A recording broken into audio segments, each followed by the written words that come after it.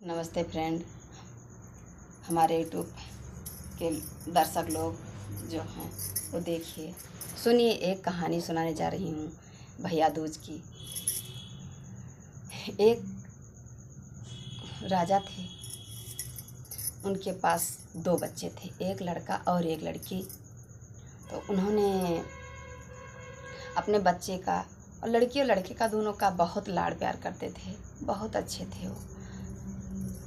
तो बहन उस लड़के को कोई कभी गाली नहीं देता था, कोई कुछ कहता नहीं था, डांटता भी तक नहीं था, क्योंकि एक ही लड़का था। तो वो लड़का जब 5 साल का हुआ तो उसकी आयु पूरी हो गई थी। यमदेव वहाँ से उसके प्राण भैया दूज के दिन लेना निश्चित किया।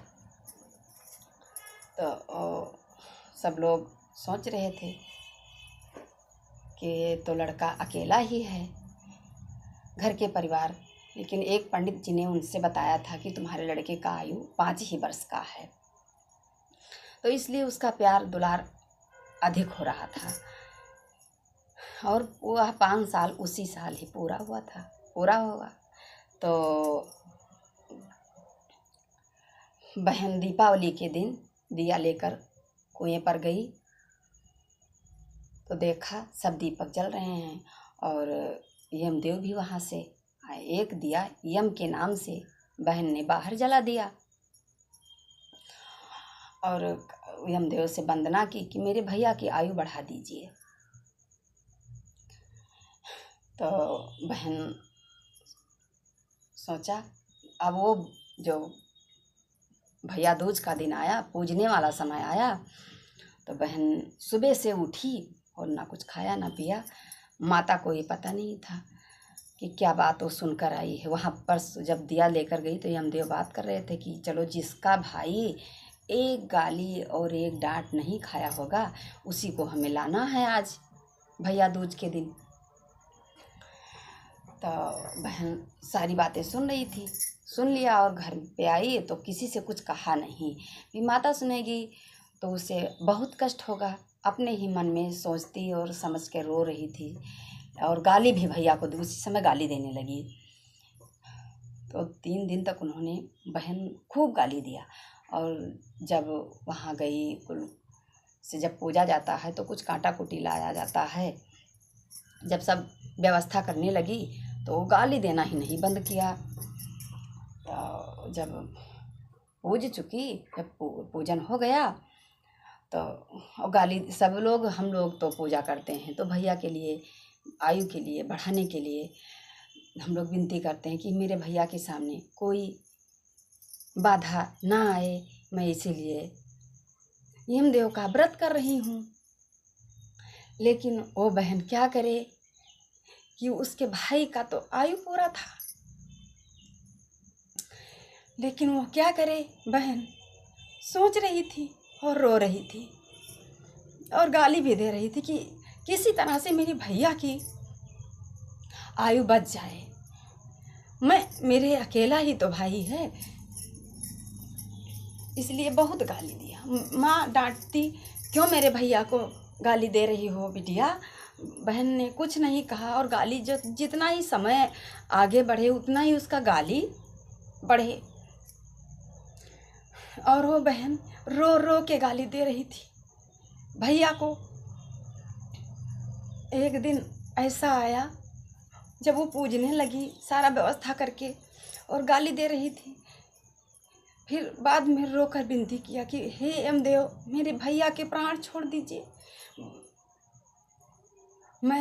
मेरे एक ही भाई है और अकेला भी है, मैं क्या करूँगी, मेरे माँ बाप का क्या होगा।